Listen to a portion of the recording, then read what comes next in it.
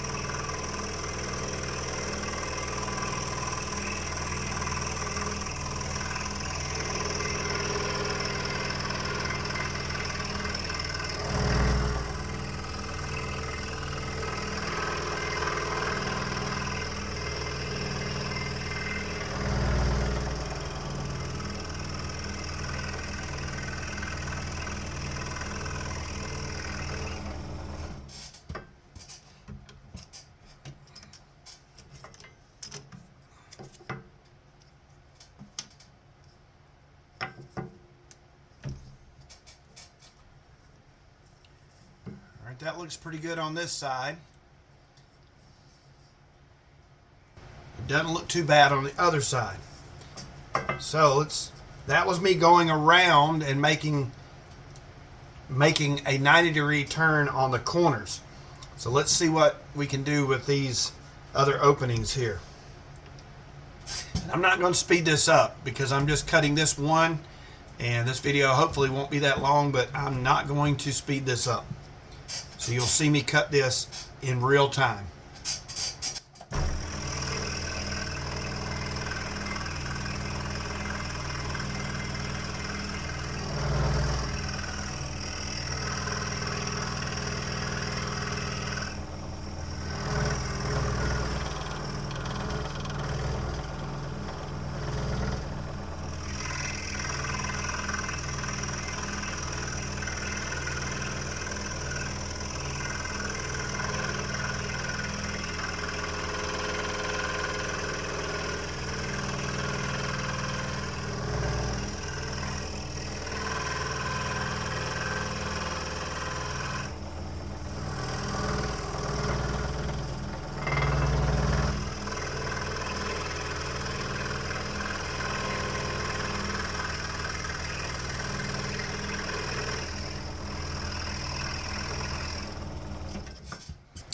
So let me clean this up on the top here, and then we'll look at the bottom, because I can't really tell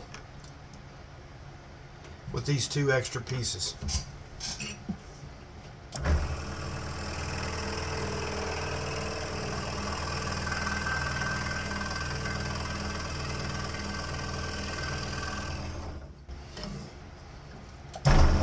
The blade is up against the side, so that's telling me that the top and the bottom are plumb with one another.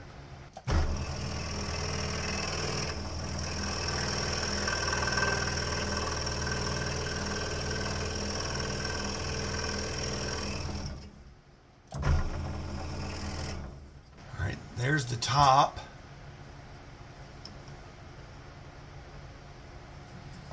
Here's the bottom. It is distorted a little bit, but it's better. And this is nice and crisp. So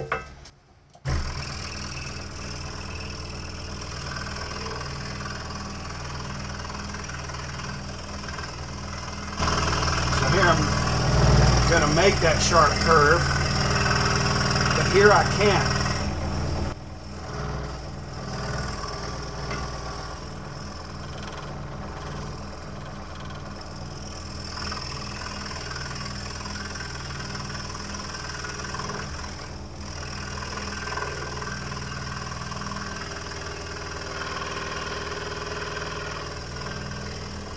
Here I can make that sharp curve. There I can't. So let's try this. Let me go back over here and cut down this side.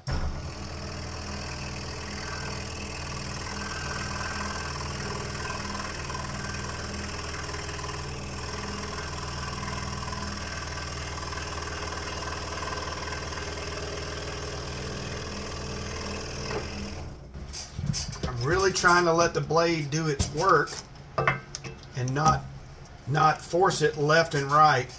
The cedar really smells good when you cut it.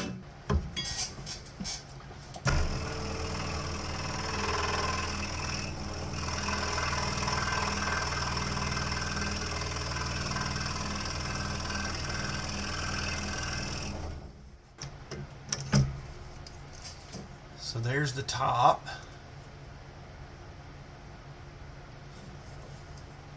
And there's the back side. Okay, I like that. That looks pretty good. So that's two different techniques that we did. And let me tell you, if you're not a top feeder, I have just gotten accustomed to loosening the thumb screw on the bottom and threading it from the top. It's learn to do it because it's so much better.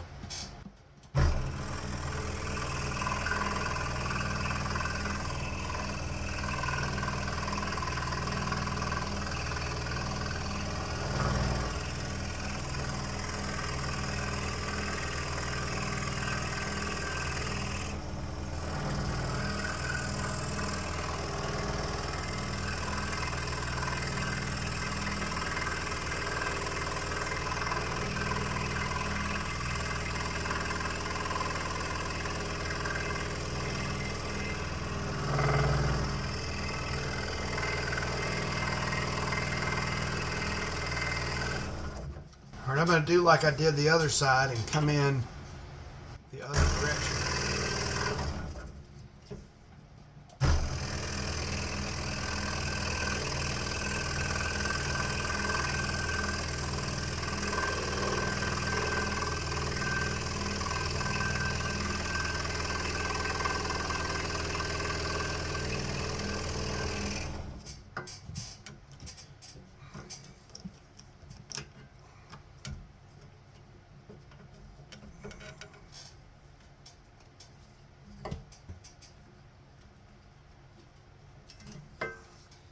Trying to get that out.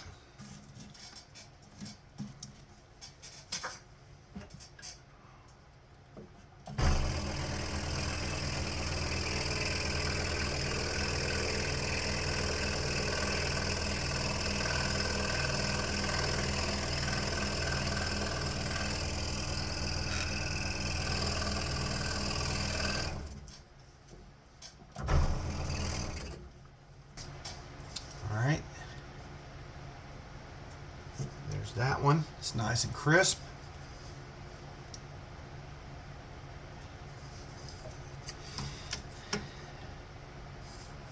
Okay, I'm pretty happy with all three of those.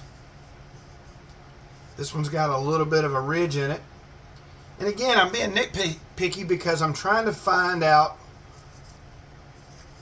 why it's just not cutting, plumb. So, all right, we've cut this piece out. Now we're going to cut the adjacent side. And this is going to cut totally different because there's not that much material now that we've taken the big piece out from the adjacent side. So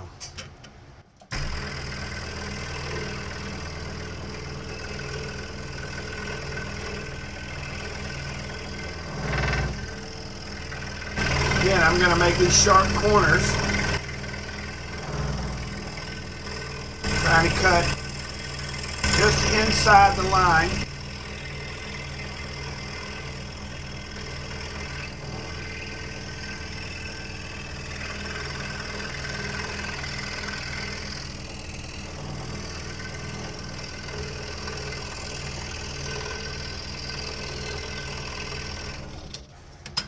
All right, so there's that one. And then the opposing side, it's got a little bit of a ridge on it that's different. That's not present on this side. And you'll hear me do this. I'm doing that underneath. You'll get used to that sound because sometimes I don't pull this part down and get it tight when I'm tightening the bottom thumb screw. And you can tell it when you flick it. All right, here we go.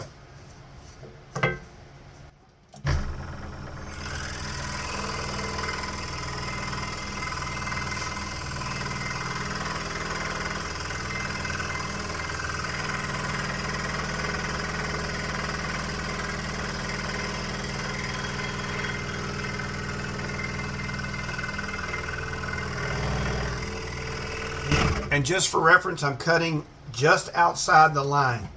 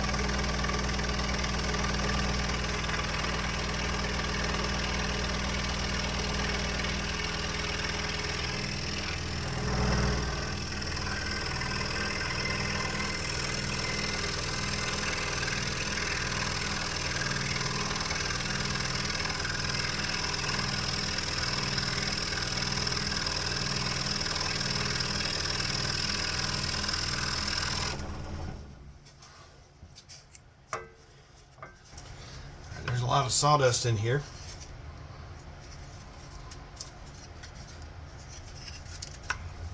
All right, so that looks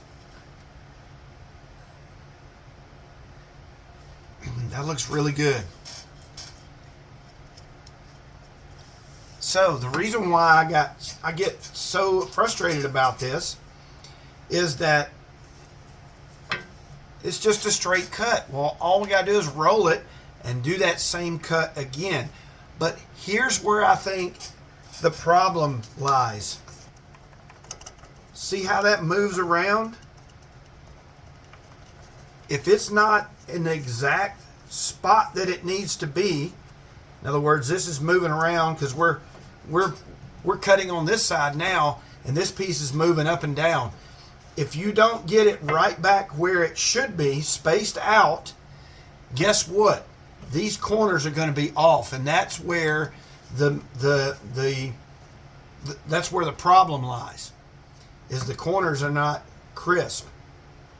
It doesn't really matter on these edges going up because it needs to be nice over this overhang and these ridges and these little hips right here.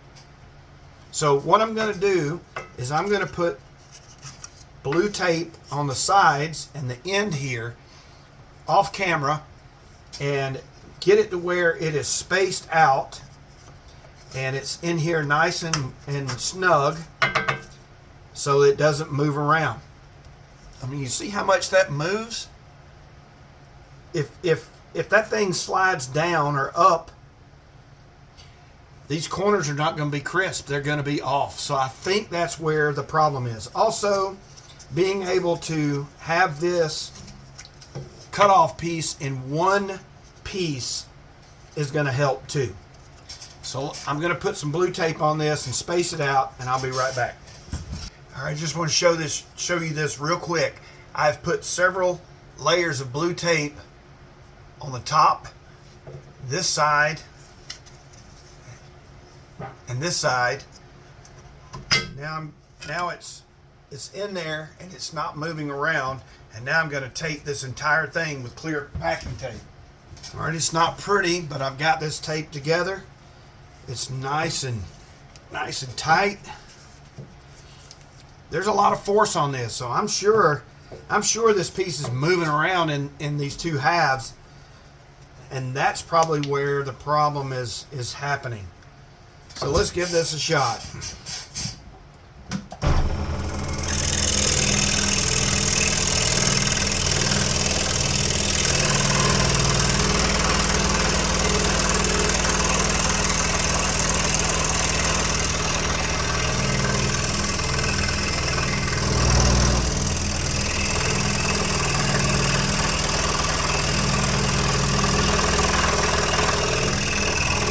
Cut outside the line just a little bit.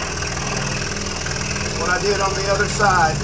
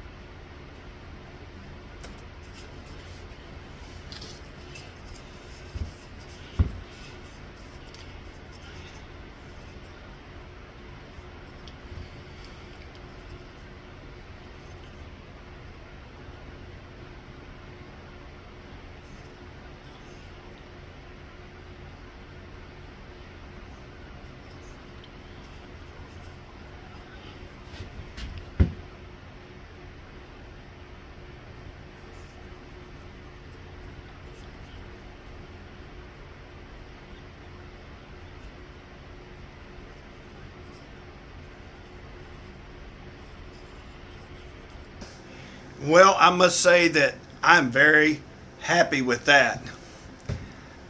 I mean, this, I haven't done anything to this, and I'm telling you, well, I say I haven't done. I took a brass brush and cleaned some of the sawdust off of this. But I'm telling you that I think that is the problem.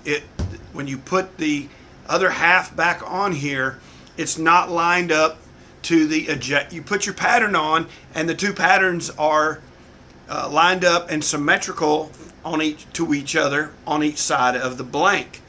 And when you cut one side and you put it back in, they're no longer lined up, and therefore you get the discrepancies between the adjacent sides.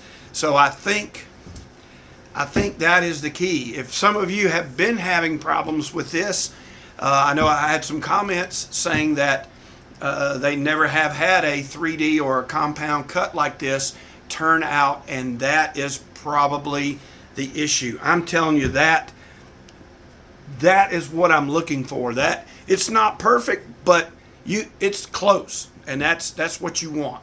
You want it close enough that you can take your files and some sandpaper and make it perfect. And again, I'm very, very happy with that. So I guess it turns out that I don't suck at this, but I knew there was something that was not quite right. And yes, this is a redesigned pattern. It doesn't have that sharp overhang here on the top. So I wanted to make this a little bigger, put some shoulders on this base instead of having it 90 degree. It looks better too, I think. So this is one that I actually designed, and I will put the pattern, a link for this pattern in the description below. So I appreciate your time. I really am sorry that I kind of showed my tail there in the actual episode 13. But I'm passionate about what I do, and hopefully that showed through in those closing comments that I had made. And but I think I have redeemed myself, and I hope that this helps you in your journey in compound or 3D cutting on your scroll saw.